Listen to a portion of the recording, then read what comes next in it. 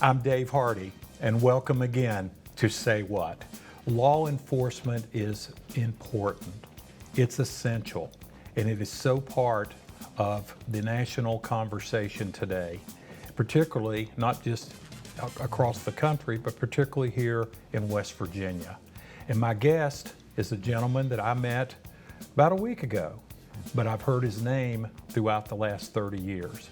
His name is Mark Sorcea, and Mark has been and was the prosecutor involved in prosecuting criminals in Putnam County from 1988 until 2023. So Mark, welcome here today. Thank you, Dave. Appreciate it. It's a pleasure to get to know you and hear about your career, because I would tell any young attorney that might be interested or watching, or a high school student that wants to be an attorney, you can learn a lot really fast being a prosecutor, even if you don't want to make a career out of it. Yeah. And I've known your name for a long time as a county commissioner in Kanawha, but like you said, our paths just didn't cross. They didn't cross, but now they are. And I might add, Mark has recently accepted the governor's appointment to be the Secretary of Homeland Security for the state of West Virginia. So your role has changed. Yes, it has. And your prosecutor days have ended after how many years? Close to 30 years? You get older when you got to do the math all the time. But, it all blends together after a while. Maybe 30, 33, I don't Now, know. I was reminiscing the other day, and I tell the young people in the college class I teach, 30 years goes by faster than you think. It's kind of like the country song, 100 years goes by faster than you think. That's right, yes. Well, 30 years can go by pretty fast. And what I would like for you to do is sort of compare how your role as prosecutor in good old suburban Putnam County, West Virginia, changed from, say, the late 80s to more recent times. And just sort of take me through your experiences as a prosecutor.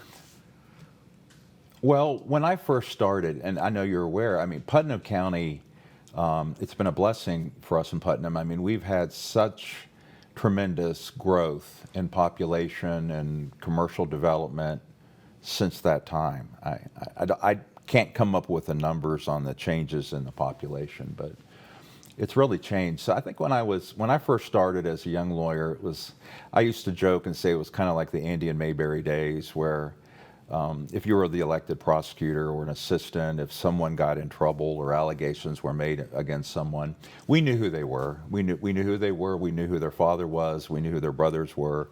And I think in the latter years, the numbers got so big that I would walk into the courthouse in the morning and there'd be a holding cell full of people that had been arrested the night before. And I had no idea who they are, where they came from. And a lot of them were from out of state, even from out of the country. So that's changed. The law enforcement numbers have grown tremendously. And the number of people in the sheriff's department, the number of state police, the number of municipal policemen, those numbers have grown, and my office has grown. It's probably 3 times as big as it was when I started. When you think back to the late 1980s, we had crime then, but it seemed like there was less transient crime compared to today. So tell me about that. I think if you ask me, what's one of the fundamental changes in my prosecutor career, I think it deals with drugs. It deals with the plague of addiction that hit West Virginia. When I first started, we didn't have the methamphetamine, the fentanyl. We didn't have the opiate problem. And we got into, like the rest of the country, we had the COVID pandemic. I always said that we had the addiction pandemic before that. And, there's so much pain been inflicted on our communities because of that. Well, when that happened, law enforcement had to gear up, the prosecutor's office geared up, and there was a fundamental change. It wasn't, I tell people, I think we really quit on focusing on punishing people and putting them in jail, and we started focusing on saving lives. I kind of made a comment that, I felt like now I'm a quasi-social worker. because we had all these young people who were becoming addicted, and their parents were calling us and begging us. You know, I had parents calling me and begging me to put their children in jail. And there was a saying, you know, I'd rather visit my child at the regional jail than at the cemetery. And so that was the fundamental change, I think. And that happened some time ago. It really started when methamphetamine started, and we had what I called the meth lab explosion. We were arresting, we had 5 meth labs in Putnam County in a week.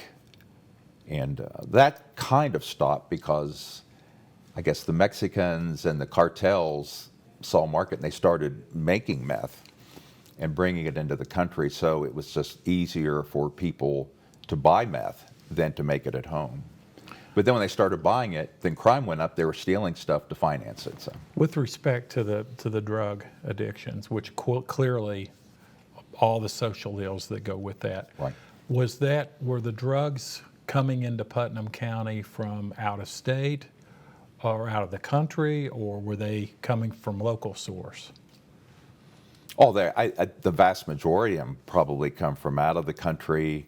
You know, like I said, we had a meth lab problem for a while where we were making, people were making meth, but then I think the cartels saw a market, and they were making it, and you know, due to the efficiency of their production lines, it got cheaper, and then there became a market for them to just bring it in and sell it.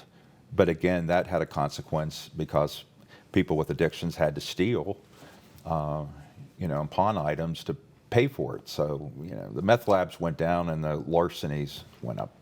What do you say, and I'm sure you were in this role many times, and I'm sure it was painful every time because you're a parent, right? Right. What do you say to parents of an addicted 19-year-old who's being prosecuted? What do you say to those parents? Our focus is on saving people, and that's a fundamental change. You know, I see, you know, I call them kids, young people, you know, and they have good homes, good families. They've never been in trouble in their life, and they had wonderful prospects about education in their future, and they got into drugs. Well, then the next thing you know, they're an addict, and then their family struggles with the addiction. And that struggle continues, which is very difficult. And if you know, I've got a lot of friends, you know, that deal with addiction in the family. And then eventually the kids may get out the door and don't come back, and they start living under a bridge, or they start living, you know, in some house where addicts are, you know, congregating, and then they start stealing, and they start, you know, they have to support the habit. And, you know, we find sometimes the painful reality, and sometimes we wonder why we have so many people in jail and jail overcrowding. We put them in jail because if we don't, they're going to die. I can't tell you how many times I've been in a courtroom and we have some young person there, and their parents are sitting there, and their parents want us to put them in jail. If we don't put them in jail, they're going to find them dead under a bridge or in a bedroom or something. So if they break into your house and steal your lawnmower or your guns or something, you get mad, and we understand that concept. And you know, there obviously is a punishment element, but it's just so hard to handle with some people. You just have to lock them up, or they're going to kill themselves. When that occurred, with particularly youthful offenders, what was the success rate on getting that young man or young woman to get their lives turned around? How often did that happen? That it's statistically difficult to get a handle on because it depends on what your definition of success is. Generally speaking, I'm going to say it's not good. We have some success stories, but we have a lot more failures than we have successes. It's just so difficult our correction systems and our regional jails, we're gearing towards that. The state has funded, we have all kinds of drug treatment programs. We have drug courts for adults. We have drug courts for juveniles. So the Supreme Court, the legislature, the governor's office, we have focused on dealing with that. And that's why sometimes I say I feel like sometimes I've kind of turned into a social worker, which is a necessary thing. But we still have a lot of obituaries and, just in my family, my wife and I, well, my wife in particular, I think she's gone to 3 funerals probably in the last 4 years of a friend of ours who lost a child to an addiction. You mentioned drug courts as one alternative that's come. Of course, you have, I guess, home confinement, you have drug courts, you have drug rehab. Right. Were any of those available in the late 1980s? No. So this all came as a result of the addiction issue. In the late 1980s, we had, we focused on marijuana. We had people, we had marijuana, but we had very little, heroin or, the hard kind of drugs. We, obviously, historically in law enforcement, we had a lot of alcohol-driven crime, but it didn't get till, maybe the mid-90s, and when we started getting heroin and methamphetamine, and then fentanyl kind of snuck its way in, and, so. You mentioned the foreign drug cartels. And opiates. Yes. Yes, you mentioned the foreign drug cartels. How do they get to a place like Putnam County, West Virginia? It's it's like the American economy, and you're raising peaches in California, and there's just a network of transportation of trucking companies, and so there's just a network of these people that and these drug cartels that are just traveling across the country. We had incidents like I recall we had one like in Tays Valley one night, and we came upon a car, and there was 3 people in it from another country, southern country, and we found like $120,000 in cash in the trunk, and some drugs. So these are these are very significant commercial enterprises, and they kind of filter their way through.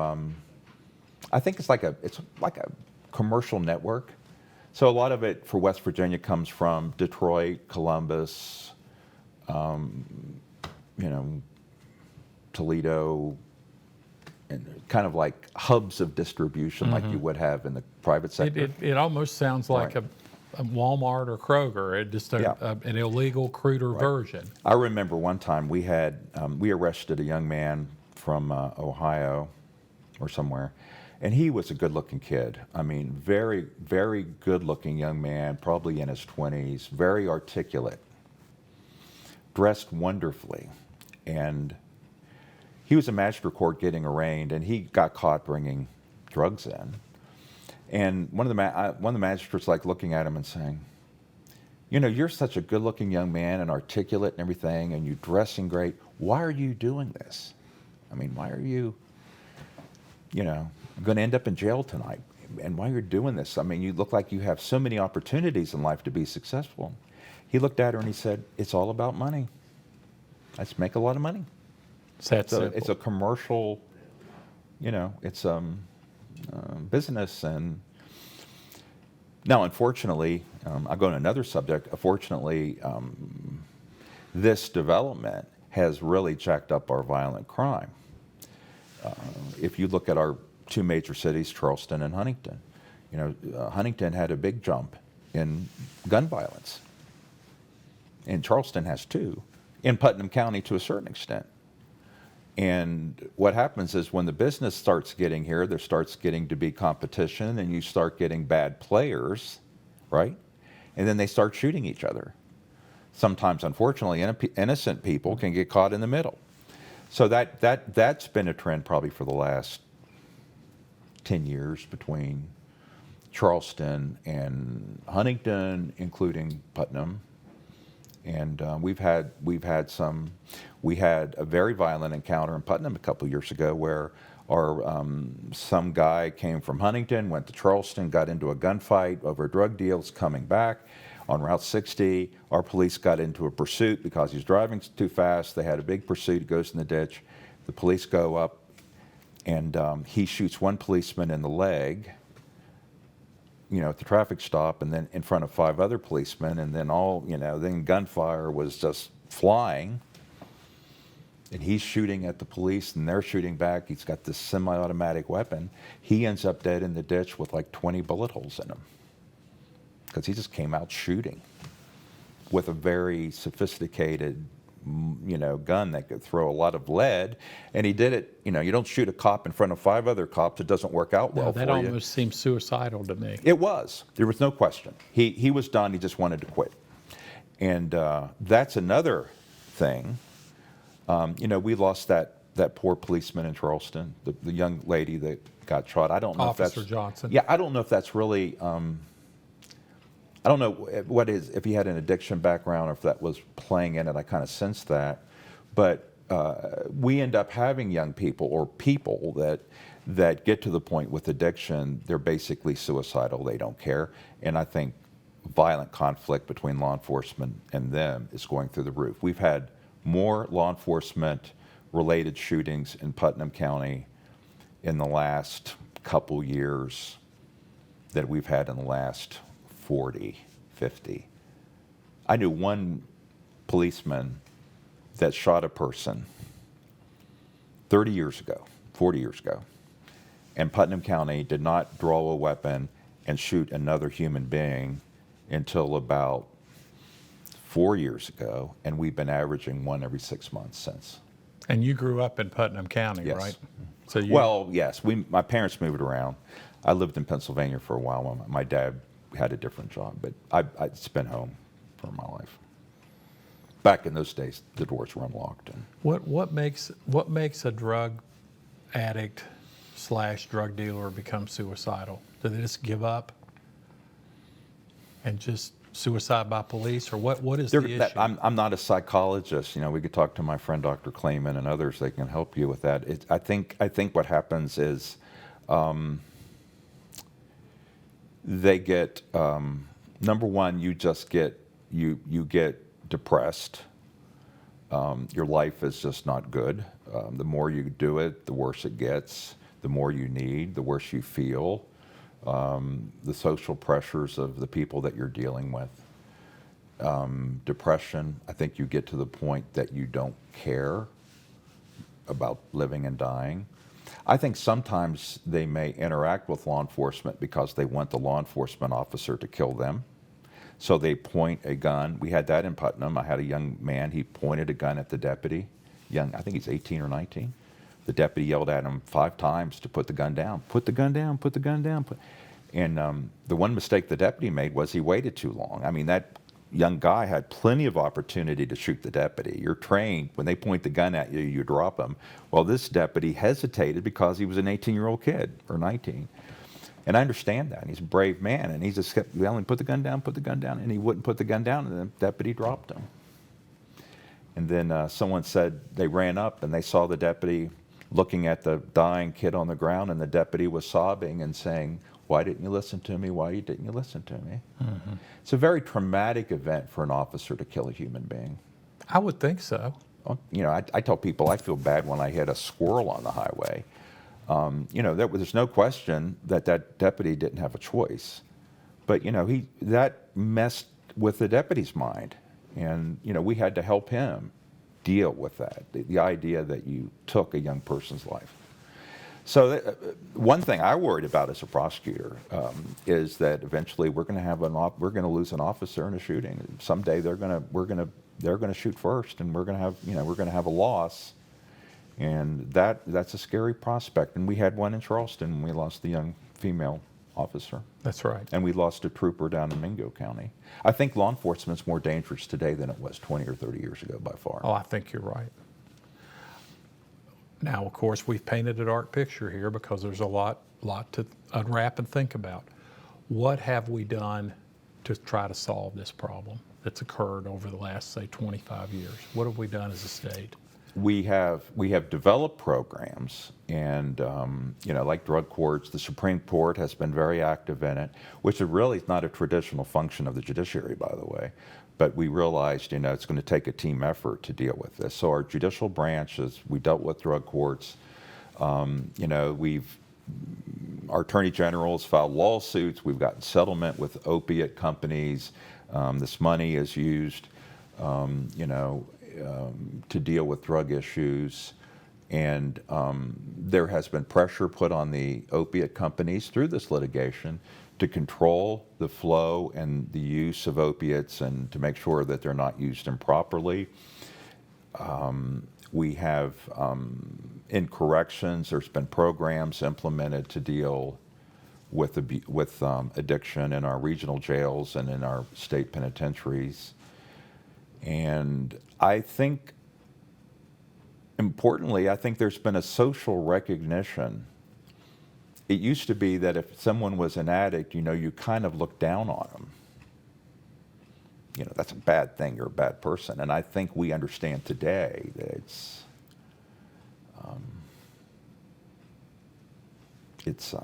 it could happen to anybody. It could be your child or your husband or your wife. By the grace of God, it's not.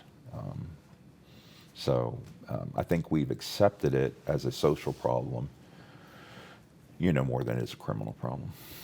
It's kind of funny. You mentioned Mayberry. When you watch the way the town drunk Otis is depicted in Mayberry, early 1960s, it's almost it is comical. It's depicted as a comical event. Now, of course, as we look at it with the benefit of the hindsight and everything we know now, it's not funny. Being an alcoholic's not a funny thing. I learned one thing interesting about addiction, and here I am playing the old man. I'm 65.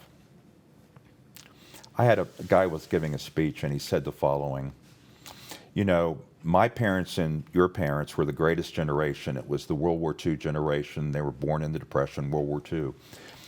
When I was a kid, if you got sick, you didn't go to a doctor until you really got sick. You didn't go to the doctor. I remember, if I had an earache or a sore throat, you might linger there for 3 or 4 days before they pulled the trigger and took you to a doctor. When my children were born, if they had a runny nose, we ran them to the doctor all the time. And back in the old days, when we were kids, there was this attitude about suffering that our parents, the greatest generation, the World War II generation, didn't think it was necessarily a bad thing for us to suffer a little bit in life, because life, that's a part of life. My generation with my children, suffering was not acceptable. You don't suffer. And so what happened is our kids, my kids' generation, when they grew up, suffering was not an option. And when they got sick, we ran to the doctor. Well, if you get that mentality and style of life, then anytime you're depressed or you're having a bad day, you have a tendency to want to take a pill.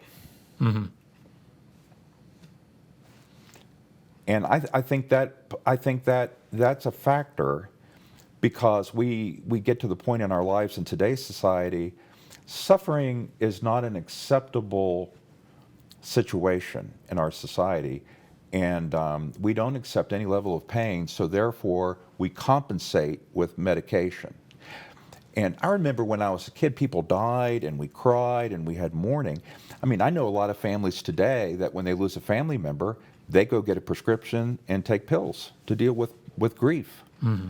And so we have this generation, and then what happens is, you start having a bad day, you take a pill. You start having some kind of anxiety, you take a pill. And then the next thing you know, everyone's taking pills. And then the next thing you know, everyone can't stop taking pills. Right.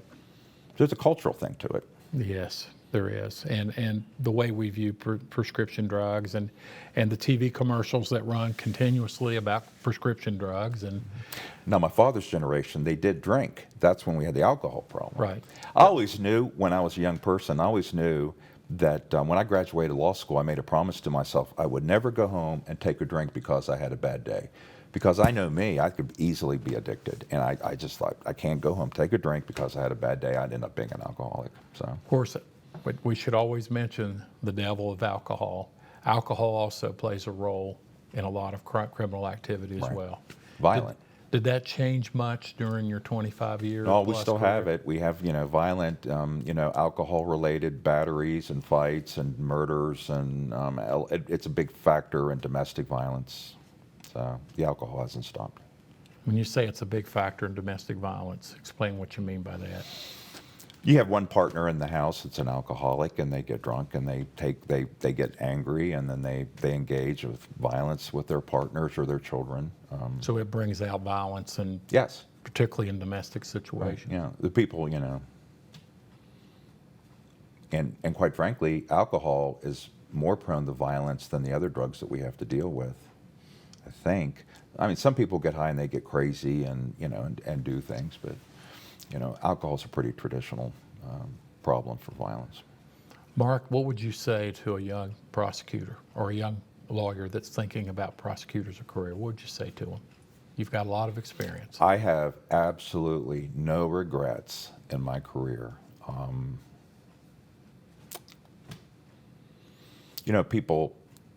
People ask me, what's the definition of being a prosecutor? What does a prosecutor do? And if you're talking to a group of kids at a school or a church group or something, I'd say the prosecutor's role is to protect the quality of life in your community. That's an easy way of defining it. That's a very noble goal. Right. And I can look back on my career, and now as cabinet secretary, I am thrilled. When the governor offered me this job, I was absolutely thrilled because I've been in law enforcement for all of these years, and I worked with problems and crime and trying to protect the quality of my community in Putnam County and other areas, and working with the young men and women in law enforcement. And I tell the state police, I think the young men and women in uniform in the field is the heart and soul of the state police. And I worry about them every day, and they're out risking their lives to protect the quality of life for the people in West Virginia. Our correction officers are doing the same thing. And so, it's a very satisfying objective. And now that I got to be Secretary of Homeland Security, I can do it on a different level with my friends in the state police, with the young men and women working in corrections, with our emergency services. So I'm just thrilled because I wasn't going to run again. I was going to do something else. And the governor giving me this opportunity to finish his term doing this is made my professional life complete. Well, that sounds like you would say to a young person, prosecutor's a rewarding career. Right. You can either protect the quality of life of your community, or you can focus on filing lawsuits and making money. I've never been a money person. So. Well, it's been a pleasure having you here today, and thank you for sharing your experiences, because I think it's important that our viewers hear them. One of the benefits of my new job is working with people like you. I get to see you Mark. at the Thank Capitol. you. Keeping you informed on the Library Network about the prosecution of criminals and the scourge of addiction, I'm Dave Hardy. Thanks for watching Say What?